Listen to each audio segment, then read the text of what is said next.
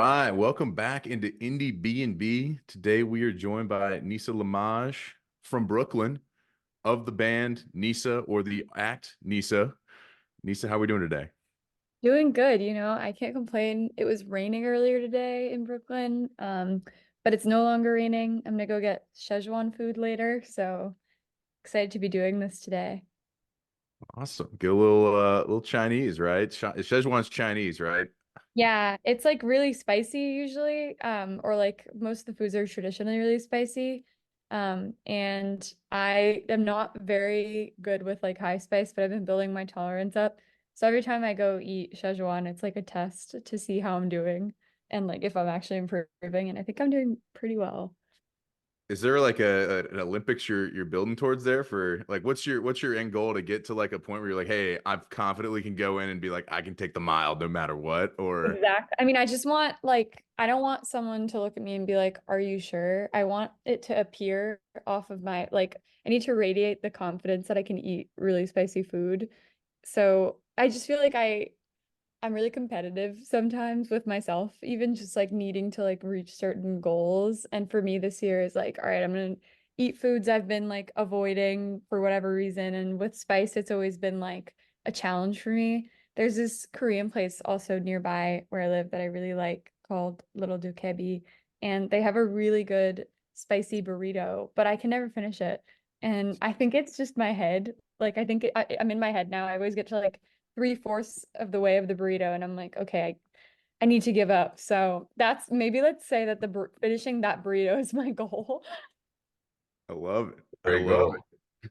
Yeah, I mean, if I made my goal is to just finish food, I'd be crushing this year already. Yeah, But we're trying to eat less food over here. yeah, we're both on the no spicy food, chill out and eat something bland. Good Lord. Yeah, But listen, it comes and goes in waves. Sometimes you just need to eat white rice and take a break. yeah, well, I'll tell you what's not white rice. Your music. I mean, it's Wow. dynamic, and you know what? I think the spicy food analogy is perfect. I mean, you bring a lot of spice in the music. I mean, what got you into into this as a did you grow up making spicy food or making spicy music, or is it a something that you developed in college? Like, where did this all thing start?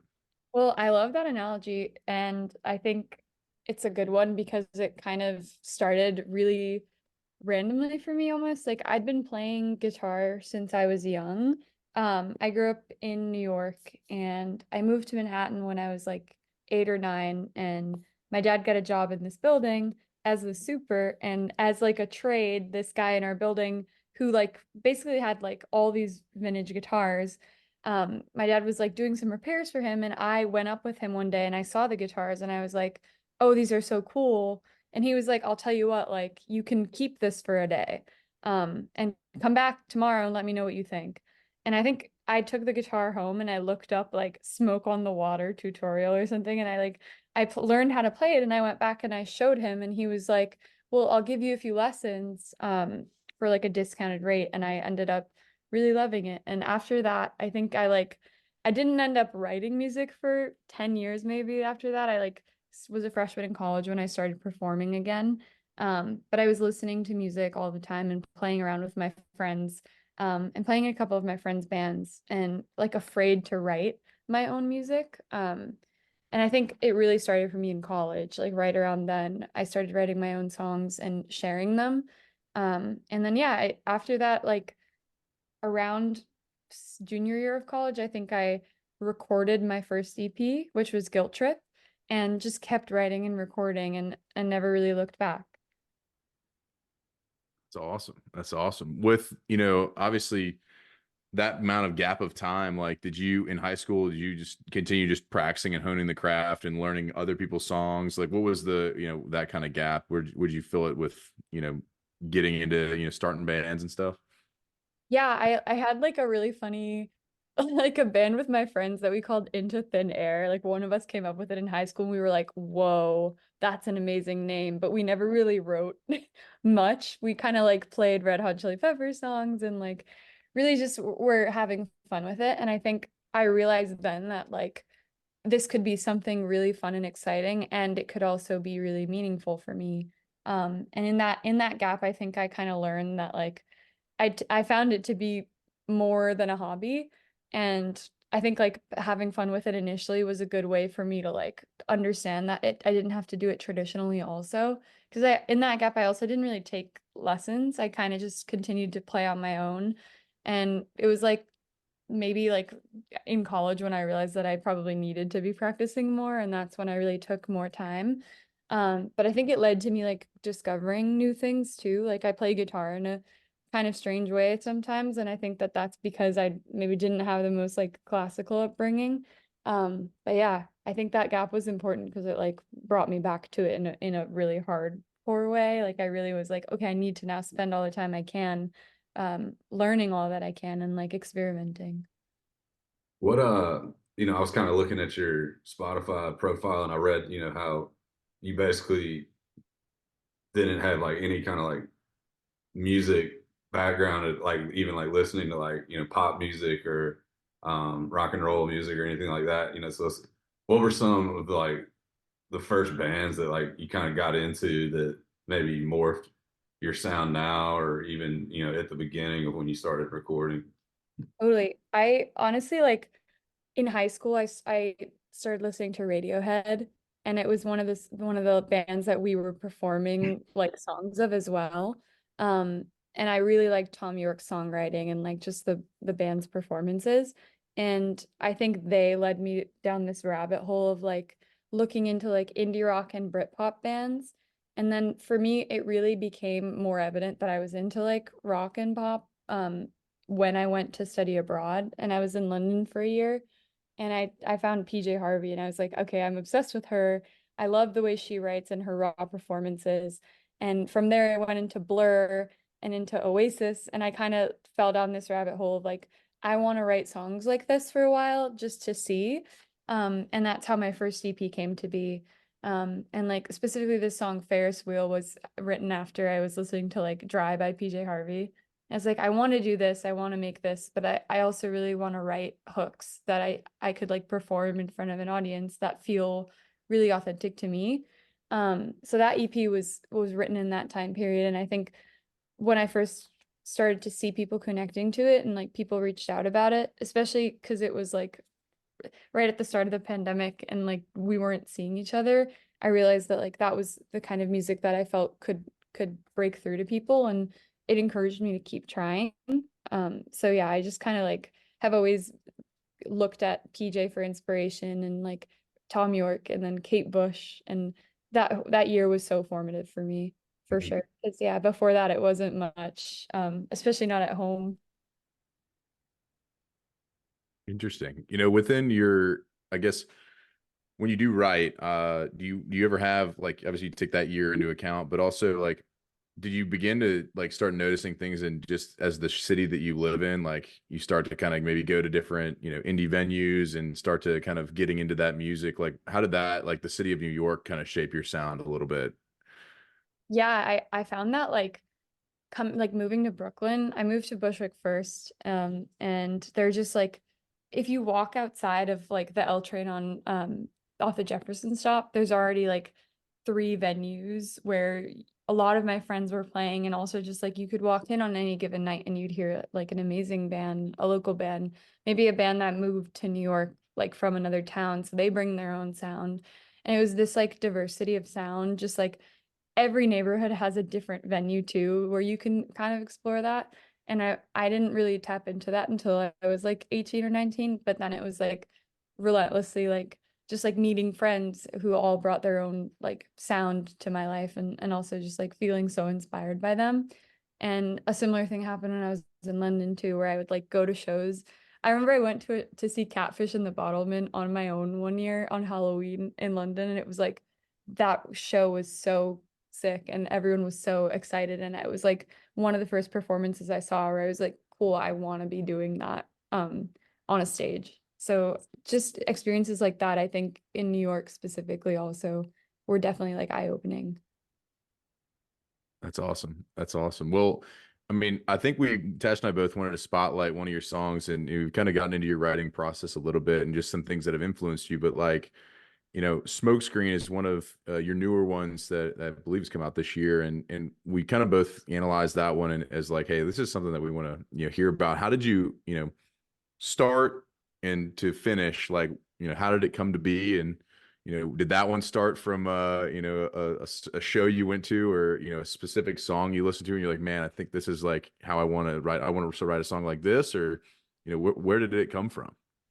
I actually, Smokescreen came to be really like naturally in a way that Ronnie, who produced it, who also produced Shapeshifting, the album that's coming out, but that song is on. We kind of like went to the studio with the goal of writing a song in the vein of Smokescreen, but we didn't know what the song was going to be about, or like exactly what the music was going to be as well. And usually like I'll come in with a demo or like an idea and a lyric, but here we kind of like sat together in the room and just thought about it for 10 minutes, and then we were like, okay, we're gonna try, you try writing some music and I'll try writing some lyrics, and we'll see what happens. And Ronnie started playing the opening lick, which is where You're an Expectation, Another Night comes in right in the beginning. And I started writing, and we immediately were like, okay, let's keep going with this. And the chorus was what took the longest, I think, because the pace shifts so fast. And I hadn't written a song like that since Guilt Trip, like my first EP, where kind of all the songs were explosive and like building. And I realized that like I had to go back into that headspace a little bit and like tap into like a big chorus that's like frustrated and really emotional. And I think it took us a few hours to crack into it, but it was a really special experience because like most of the songs on that record were like demoed over and over and like thought about in a very different way. And I guess like the "and I get in my head" chorus, the big like explosive part, I was listening to Bully a lot. And I had seen her perform live, and I loved her performance and her record that came out recently. And I think that was like definitely a big influence on the way that song ended up sounding. Yeah, I mean, I think like there's so much to kind of unpack with it. Like, so you guys kind of grinded this one out in the studio, it sounds like, and really got to experience it. So when you write songs, like this one where there is a fast pace and a big chorus, like what do you do? Like, is that something you think about like the live show as well whenever you are putting those together? You're like, all right, like, hey, maybe we don't you know, put this in because I don't know if we're going to be able to do it live, or like what's kind of that thought process as well as you can kind of, play the song live and see. Totally. I think like actually I've started to think about that more recently because with a lot of the songs I've written in the past, there's been like production layers where I don't know if we could replicate them live with my current setup, but we'll like work around it. And with Smokescreen, I think either intentionally or unintentionally, we were like, let's make a really big live track. Like this'll be really fun to play live. And there's a down chorus that comes around that like is gonna unintentionally, at the time we didn't know, be such a big like piece of the live show, I think. At least the way that we're working it for tour. And I just like now think about that stuff much more than when I first started writing. But I think it inevitably becomes a piece of like recording now, where you'll think about like how something can translate live. And I don't always record like as a live band. Like I've done it before, but sometimes you will sit in the studio and like record in layers and overdubs and then later think about it. But I think this song is an example of like it came together in a similar way that it will be like performed. What does what will a live show look like on this upcoming tour? How Totally. many pieces do you have? And what can we expect from a live show? Yeah, I think honestly, I'm gonna try to replicate the world of the record a lot, and more so than I have in the past. I think like vocal effects, synth layers, things that I haven't been able to really bring to my show as much in the past are really important to this album and to a lot of these songs. So I really want to bring the energy, and I want people to feel the music in the way that it was meant to be experienced. So that's kind of a big priority for me this time around.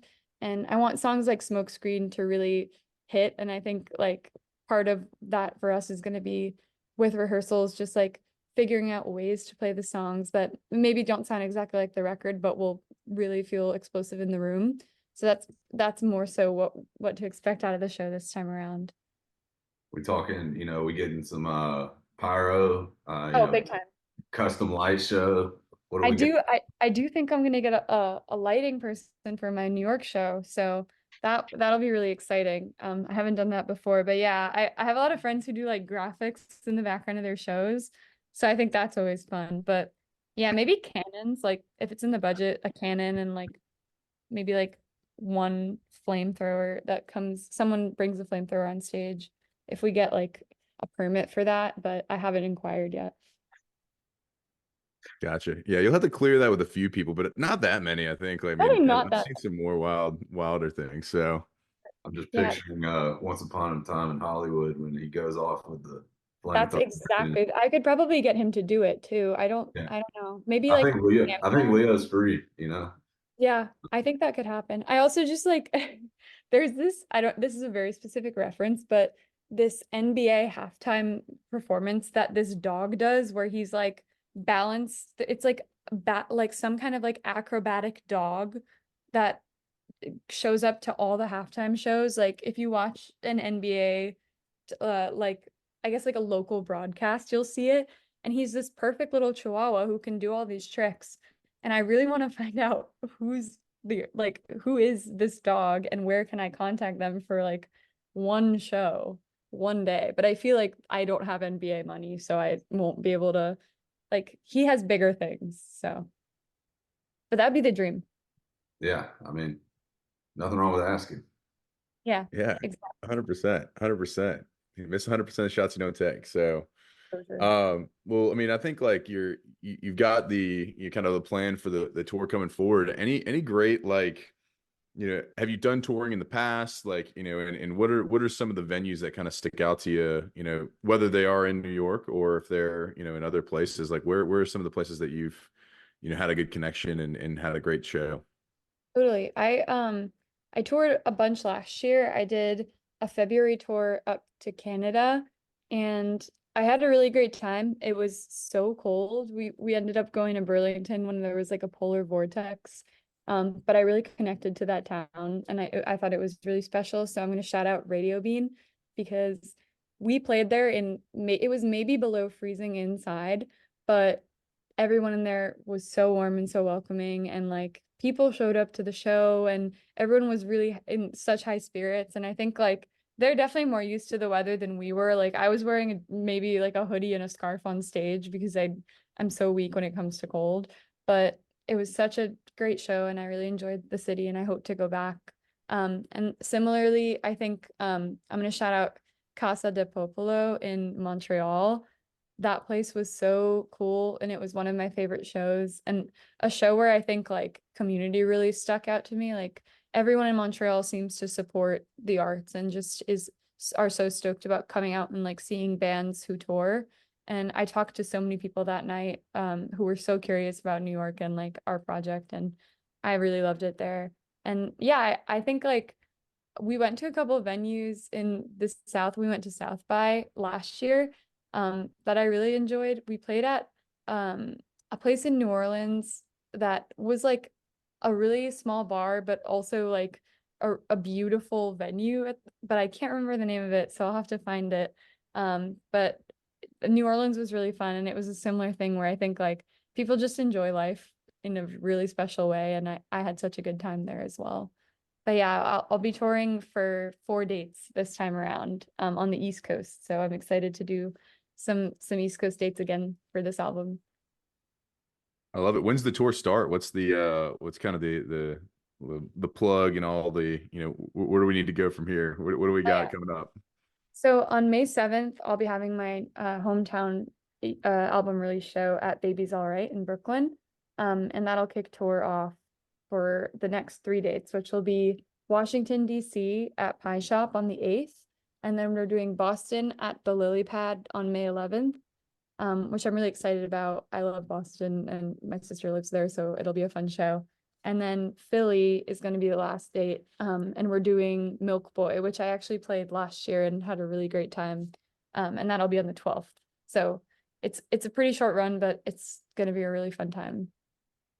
Awesome. Awesome. We got May 7th, May 8th, May 11th, May 12th, and Brooklyn, DC, Boston, Philly, respectively. So exciting little run there. We love that. Well, Yeah, of course, we need you. We need you to come down here to Atlanta. We need to I get want you to down come to the so South. badly. Yeah. I've actually never been, but I have a really good friend from Atlanta. And shout out my lawyer, John, who's also in Atlanta and just has all the best things to say about it. So I really want to come down there.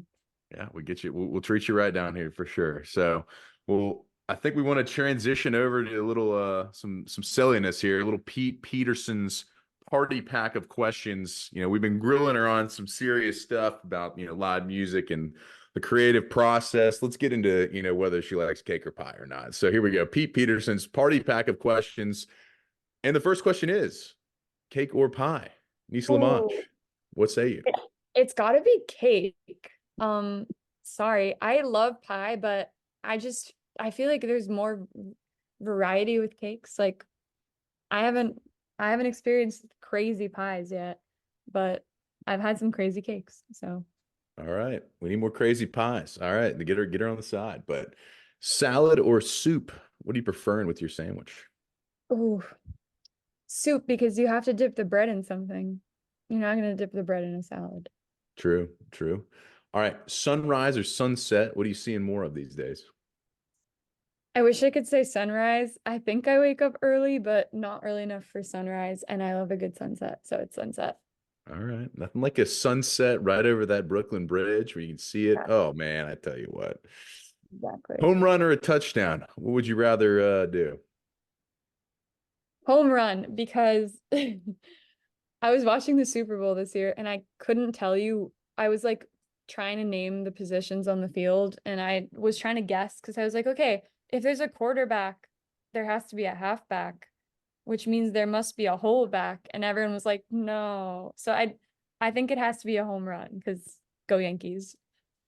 All right, opening day just happened the other day, so she's a Yankees through and through. I like it. Um, Night in or night out? What are you seeing more of and having more of these days? Night in.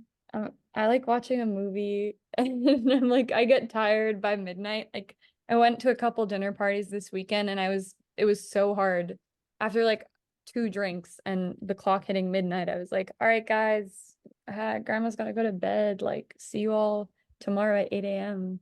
So night in currently. Night in currently. Surprising for a New Yorker, but I I respect it. know. I respect it. Someone's gotta do it though. Yeah. All right, on those nights where you do go out though, and your jam comes on, are you more likely to hit the robot or the worm in the middle of the party? The robot. I feel like I have a really good robot. Like Okay. I've kind of like refined the robot. My sister can do this move, the baby freeze though. I don't know if any of the listeners know it. It's like you're basically like doing like a balance on your head. It's a really cool breakdance move. She learned it when we were like 8 and she can pull it out at any party. So the robot or the baby freeze would be my go-to. I love it. I love it. All right. What about switching gears here? If you were going to a Tex-Mex restaurant, guac or queso? Walk. She's walking around. All right. Waffles or pancakes in the morning time? Oh my God. It's so my cat is named Waffles. And sometimes we don't get along, so pancakes. Okay, we're gonna fight with their cat. That's not good. Depends. All Depends right. when he's in a mood, because you know how it is with pets. If they're not happy, like no one can be happy, and that's his prerogative. So, and I would never eat my cat, so pancakes. Good point. Good point. Got to make sure we know that. Yeah. Coffee or tea? Coffee. Yeah, I think coffee is more important to me than water. Actually, science might disagree, but I think it's true. Do you have your one spot you go to? My buddy lives in Brooklyn and he has a specific coffee shop that he will walk 3 blocks to. So is that your Yes. same situation? Absolutely. And I can even tell you the name of it so that you can corroborate with your friend. It's called Sweet Leaf. It's in Greenpoint and in Long Island City as well. But the Sweet Leaf in Greenpoint is the best coffee shop in the world. All right. Sweet Leaf. Free ad right there. Here we go. There you go. Dogs or cats? I think we know the answer to this one. No, it's actually dogs. I love dogs so much, but I can't have one because I travel and I would feel so bad. And I feel like I want a dog eventually. And the cat is my family cat, to be clear. So I love him very much, but if I could have a dog, it would make me the happiest person. All right. All right. Likes the dogs. Ninja or a pirate? What do you more like? I'm like a pirate. This is one of those questions where it's like I wish I could say I was a ninja, but I'm more like a pirate. All right. Fair enough. Fair enough. Gatorade or Powerade? They don't pay us. We just like to know. Oh. It's Gatorade. I play basketball sometimes when it's really nice out, and it's the one time of year where I'm like, guys, I need a Gatorade. Like it's not a choice. I think I'm very dehydrated, and it's just because it feels right. I got you. I got you. Toast or bagels? You have to know the answer to this. I'm a New Yorker. It's got to be bagels. Toast. Yeah, obviously. It's just a nice, Cool. nice avocado spread on toast. Zero on some Uh, toast. Chips or pretzels? Ooh, pretzels. Can the answer be chocolate covered pretzels? You know what's fun? No one's even said chocolate covered pretzels in this whole entire show, and we've done 90 Wow. episodes. So, yeah, Wow. chocolate Okay. covered Well, pretzels do slap. I like okay. agree with that. Yes, they are the best thing. Well, something salty or something sweet is like my favorite combination. So I think chocolate covered pretzels. Sorry, I Uh, keep changing your question answers and adding details. Like you no, you're disqualified. enhancing. You're enhancing. Fries or tots? Ooh. Mm. There aren't that many good tots places. I feel like this is like Atlanta must have like the best tater tots ever, just based on like I feel like the tots are so much better in Atlanta, so I'm gonna go with tots to represent. All And I right, love I like it. Atlanta tots. TV show or movie? When you have a long day and you want to unwind, what are you watching? I'll watch a TV show. I feel like with attention span stuff too, like I love to watch a good movie, but on an unwinding day, like need to binge something like a series. I love it. I love it. Well, are aliens real? Yes. Bigfoot? Bigfoot is out there. Bigfoot is real. Okay, aliens and Bigfoot real. What about love at first sight? Fake. Bigfoot and aliens are real, but love at first sight? Come on. Okay, all right. And our final question to Pete Peterson's party pack of questions. Who are two bands that we may not know that we ought to check out? And we're going to tell them you sent us to them. Awesome. Check out Mama. They're awesome. They're also based in Brooklyn. And Aaron, who produces and is in the band, used to be my roommate, and he's very talented. So Mama is great and they rock. And another band I would recommend is Blonde Shell. Really, really great. And I think Sabrina's LA based, but they are so good live and she writes such great songs. All right, we got Mama and Blonde Shell to round out Pete Peterson's party pack of questions. Nisia crushed it. No Thank surprises there. you. That was a really good round of questions. I feel like I wasn't ready. But I tried my best and you had me thinking. I'm glad. I'm glad. We'll end this with a piece of admiration. Hey, your competitive spirit, you should continue with that. I'm very, very excited to hear on your follow-up interview with us how the spicy food scale and steps have gone, and whether we've achieved the goal of not getting questioned on the mild or the whatever spice level you were talking about earlier. Thank you so much. I've had so much fun talking to you guys, and I hope that I can also achieve this spicy goal and that my goals are ultimately bigger than that, but this is my current one, so I will definitely update you guys. We're excited for that. Well, if you are in the city of Brooklyn on May 7th at Baby's All Right, the album release show will be there. If you are in DC on May 8th, she will be there as well. If you are in Boston on May 11th and Philly on May 12th, check out her tour coming up. Come see her play Smokescreen because it's going to blow you away. And we're so excited for you to be on our show. Thank you so much. Thank you so much for having me. And I'm really excited to visit Atlanta also at some point, hopefully this year, and have some Atlanta tots, but also other things. Yeah, we'll get you some chicken wings. We'll indoctrinate you right. Perfect. That's what I need. Awesome. Awesome. Take care.